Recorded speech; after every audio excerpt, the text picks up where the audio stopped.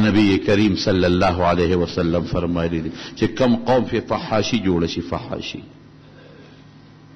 نو دو کاره به کوم یا به بارانونه کوم خو باران به د رحم نی ابره د قوم د تبې وي د سیلابونو وي او یا به په باران چورلټ بند کم اوس ووایه فحاشي شته که نشته پخوا به خلک سینما له تلل اوس کور کې سینماګانې دي پخوا به خلک کور کې کوټې ته دننه شو نو ټي وي به یې کته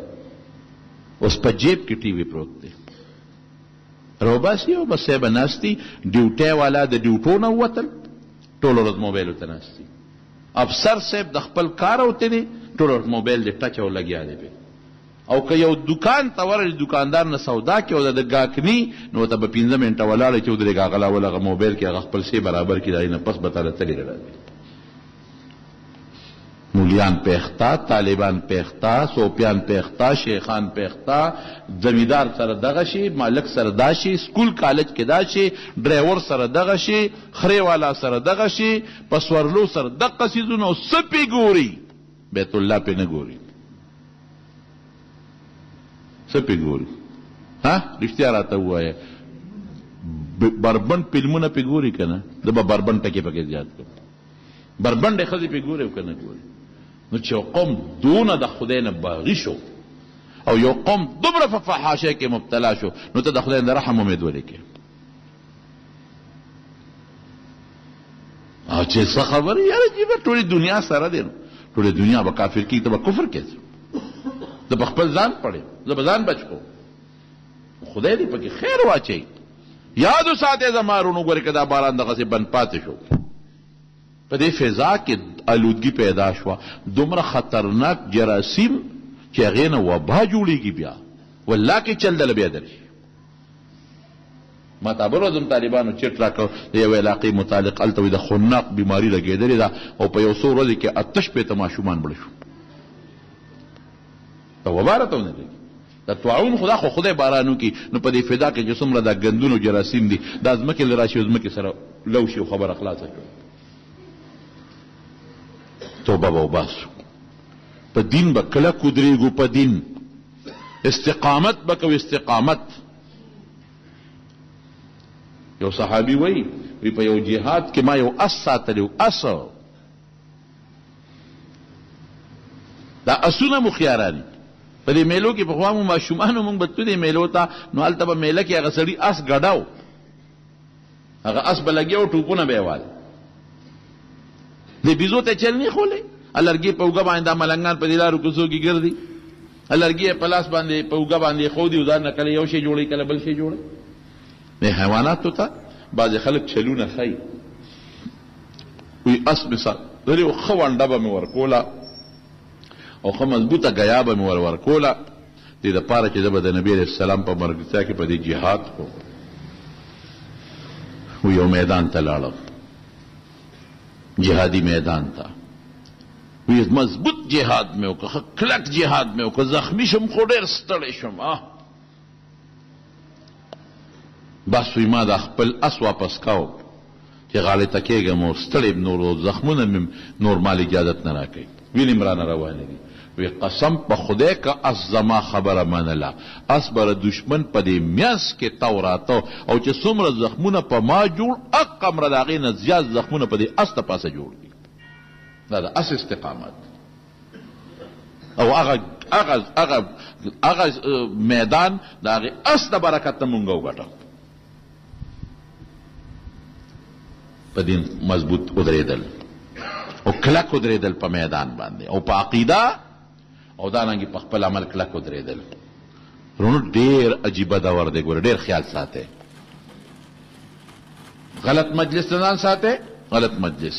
بعضې غلط مجلس او ګنده خلک پکې ناست دي هغې لګیئ هغوی دا د بېدینۍ خبرې کوي او ته ورسره ناست یې هغه هم خاندي او ته هم خاندې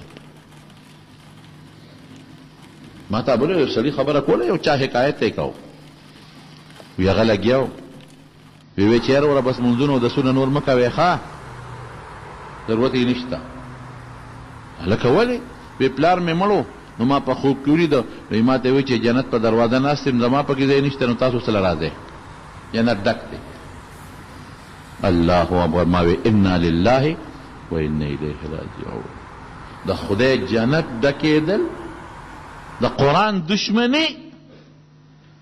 خدای وی یو ادنا مسلمان لبا دون جنت ورکم، ادنا مسلمان لا عرضها كعرض السماوات والارض، چې د هغې به د اسمان نه د ځمکې عمره چې څومره فاصله ده دومره به پلنوالي اوږدوالي به څونه.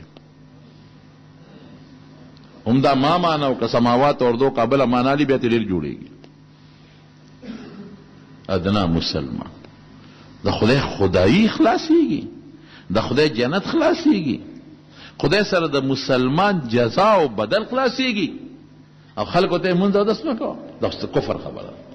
دا د مسلمانۍ خبره نه ده. داسې خبرې د خولې نه خلک وباسي، ګډې وډې د خولې نه وباسي، نه پوهېږي. د خدای قانون پورې ټوقې کول، د خدای نظام پورې ټوقې کول، د الله د قرآن پورې ټوقې کول، د الله پیغمبر پورې د هغه تعلیماتو پورې ټوقې کول، هغې پورې خنداګانې کول. او بالخصوص دا په دې ودونو مدونو کې چې دا خلک راغونډ شي که نه، یو کس راولي هغه ورته ټوکو ټقالو خبرې کې دي ورته خاندي، د خولې نه بیا ګډې وډې وباسي. یا ایها الذین آمنوا اتقوا الله حق تقاته ولا تموتن الا وانتم مسلمون. ولې تر مرګه پورې په ایمان کلک اوسېږئ. ډېر خلک یې ږیره پرېږدي بلو دې خرې دي، استقامت نشته.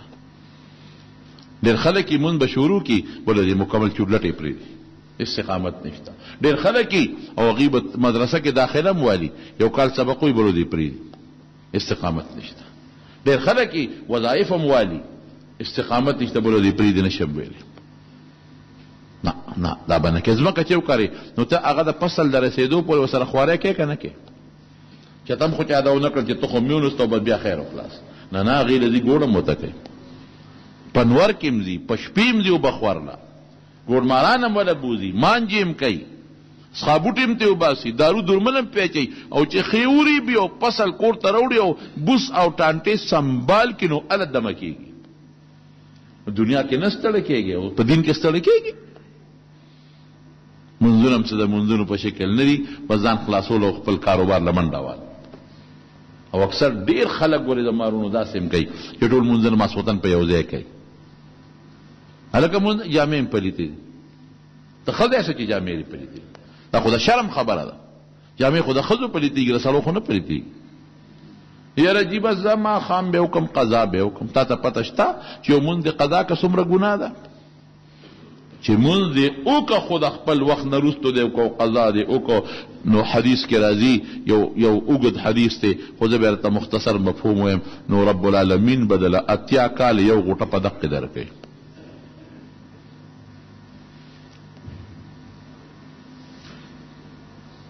ایمان، نیک عمل او د پیغمبر مبارک سنت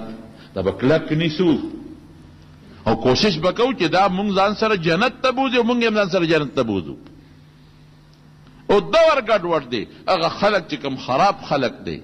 هغه خلک چې هغه د دین د مسخرو والا خلک دی، د هغې د مجلس نه ځان ساته. که ستا نږدې دوست ولې هم نه دی، دی خفه شي، د سره ستا تعلق هم ختم شي، خو چې خدای خفه نه شي. نبی کریم صلی الله علیه وسلم مبارک حدیث دی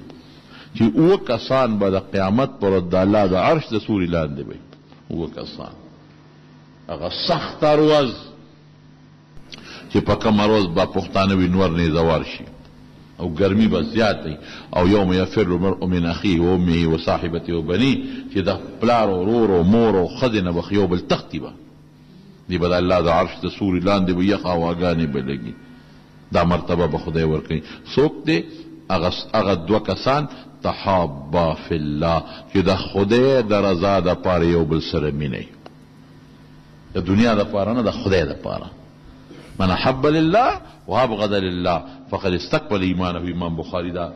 په ترجمه الباب کې راوړی چې چا د الله دپاره یو بل سره مینه وکړه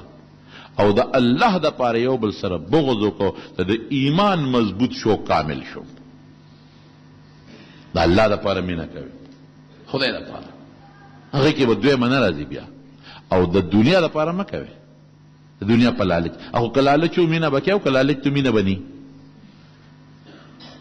او او که یو ملګری د دنیا دپاره ته ورسره مینه کې او دی د خدای او د رسول دشمن دی او دی ګډې وډې وایي بس تعلق ورسره پرېږده په دې د خدای نه نیسي په دې د خدای خوشحالېږي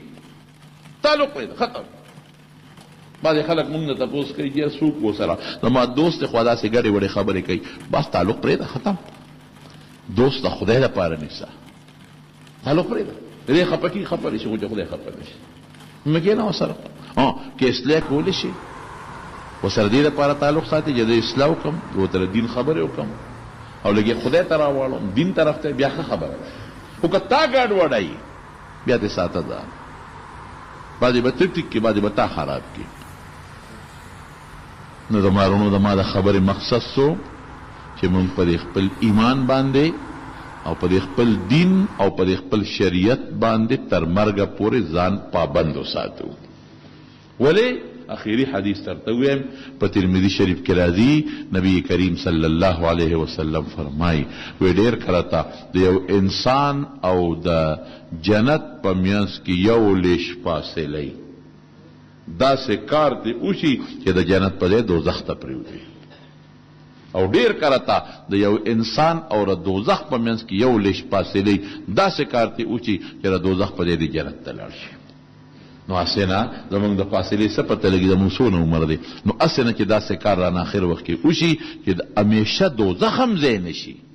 برباد نه شو ګورئ که داسې خبره د خولې نه وته چې ته پې کافر شوې نو همیشه لپاره یې دوزخ ځای شو بیا د یو ورځې سودا نه نه د 2 ورځو نه د 3 ورځو سودا را نو الله دې په ایمان باندې مستقیم و مستحکم وساتي دعا وکړئ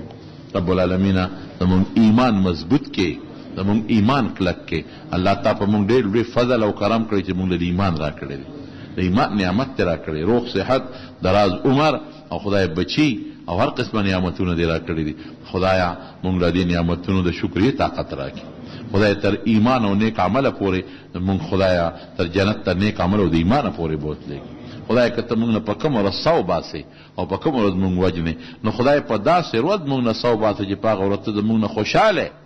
خدای چې په کومه ورځ ته زمونږ نه خفې نو په هغه ورځ خدای مونږ له مرګ مه راوله یا الله که څوک بیماران دي ته وله شفا ورکړي خدای که څوک قرضداران یې قرضونه اخلاص کړي زمونږ د جمع یو ملګری دی د دې باندې یو میاس صاحب دی تیمورشاه هغه اپریشن کړی دی دعا ورته وکړئ چې الله وله روغ صحت ورکړي یو بل ملګری دی هغه هم اپریشن دی ما ته وختي ټلیفون کړی و مازدیګر الله دې وله شفا ورکړي او دې څوک وفات شوي دي طاهر مور کوم طاهر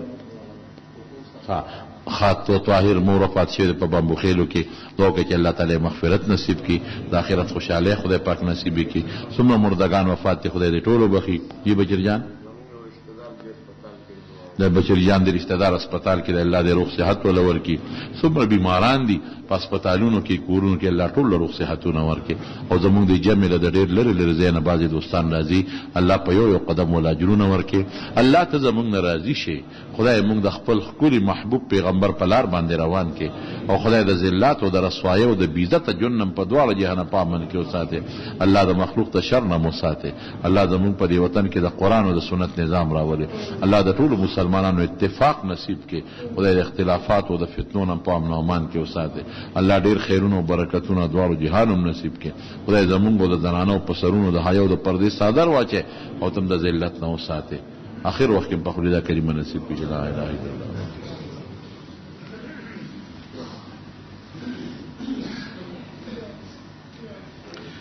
جوار خلق کری جوارو کې اوشر شته که نشته بالکل پکې شته او د جوارو چې کومه ټانټه ده په هغې کې اوشر نشته په بوسو کې هم اوشر نشته او په غنمو کې اوشر شته او چې کومه ګیا خلق خپلو څاروو له کري شوتل وغیره نو په هغه شوتل کې اوشر نشته دی دا سوی 15 کاله پټې ورکي او چې ماله به 100,000 روپۍ پیش کی بس صاحب دې خبره خو ډېره اوږده ده او مختصره دا ده که یو سړی چاله ځمکه په اجاره ورکوي او پیشکي اجاره ته اخلي نو دا جایز ده دا غشتی شي او که سکیورټي ته اخلي لکه دکان څوک چاله ورکوي په کرایه باندې او دې ورته وایي چې ماله به 50,000 روپۍ راکړې دا او ما سره محفوظ پرتې وي دې دپاره چې سبا په دکان کې سرواني راله ونه کړي یا ما ته تاوان ونه رسې د هغې دپاره ته څه سیکورټي اخلي دا سیکورټي ځان سره ساتلی شي خو د هغې سیکورټۍ نه به دې فایده نه حالي هغه به د سره امانت پرتې وي دارنګې د ځمکې نه که بعض څوک چاله ځمکه په اجاره ورکوي او پیشکي پیسې ترې اخلي